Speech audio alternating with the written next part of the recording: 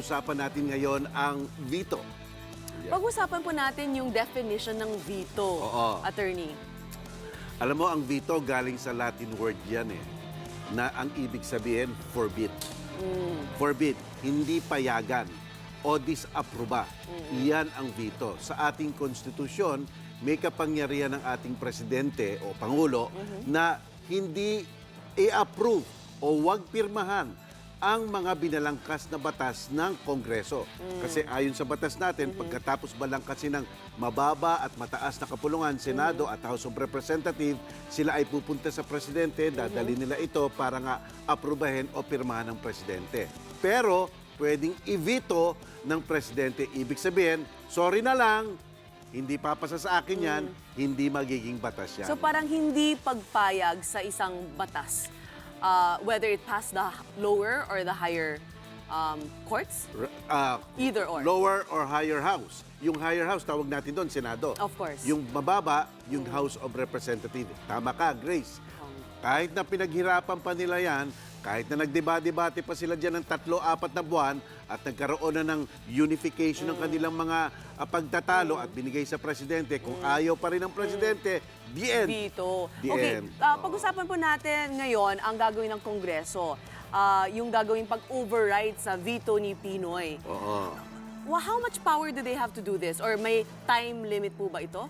Well, sabi ng batas, reasonable period of time, ang ating Kongreso, pagka naman binito ng Presidente ang isang binalangkas nila, ibibigay ng Presidente kung saan nag-originate ito. Halimbawa, ang unang nagbalangkas ay yung House of Representatives. Ibibigay ng Presidente at sinasaad niya yung kanyang mga pagtututol sa batas. At kung pinatupad ng House of Representatives by a vote of 3/4, yun ata ang nakalagay sa batas natin, iyon ay ililipat nila sa Senado. At kung nagtugma sila ng Senado at sinabing, pwede namang maging batas to, ayun na, batas na yon, hindi na kailangan ng pirma ng Presidente. Hindi na babalik ulit sa Presidente dahil na-veto niya na ito. And the Congress and the Senate, dahil may power to override, ito na yung overriding nila. Oo, at hindi na kailangan ang pahintulot o pag-oo ng Presidente sa kanilang override. Wala na. Ang nangyayari dito, Grace, no? Kasi sa ating gobyerno, 3 ang malalaking branches of government. Yes. Executive, legislative, at judiciary. Ang executive ang nagpapatupad ng batas. Ang legislative ang nagbabalangkas ng batas. At ang judiciary ang nag-iinterpreta ng batas. Yung collective wisdom ng legislative ay sumasa ibabaw.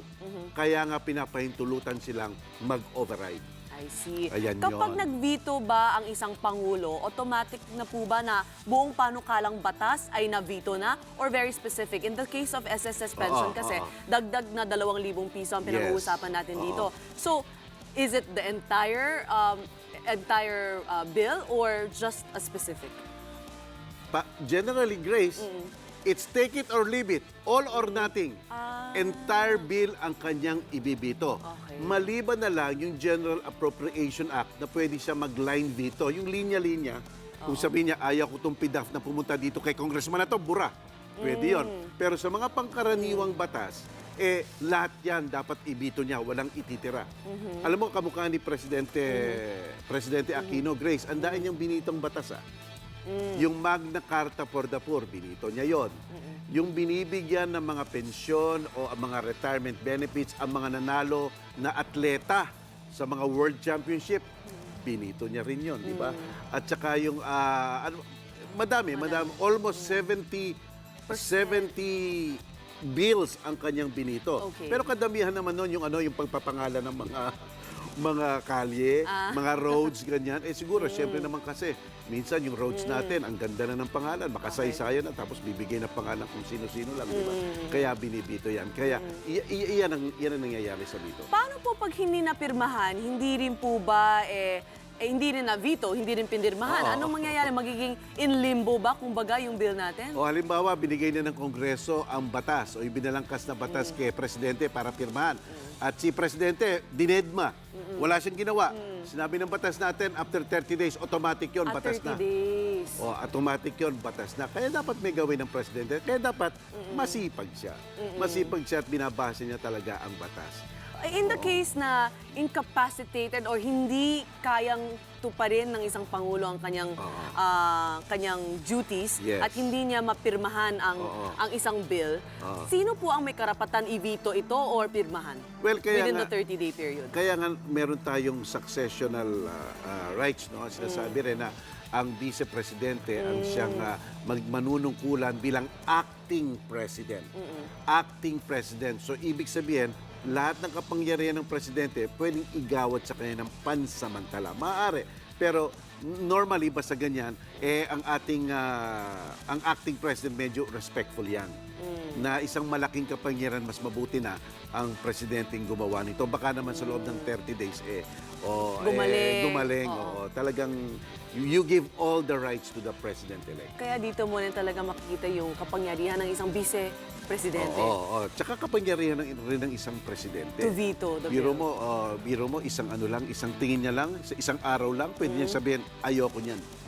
Ang haba pa naman ng proseso na pinagdadaanan ng isang bill para ma-approve na ng lower and higher house. Sinabi mo nga, Grace, at katakot-takot na debate pa dyan. Natatandaan mo yung cybercrime law. Yes. Yung cybercrime law natin, di ba, ang daing nagsabi niya, napaka-unconstitutional naman yan.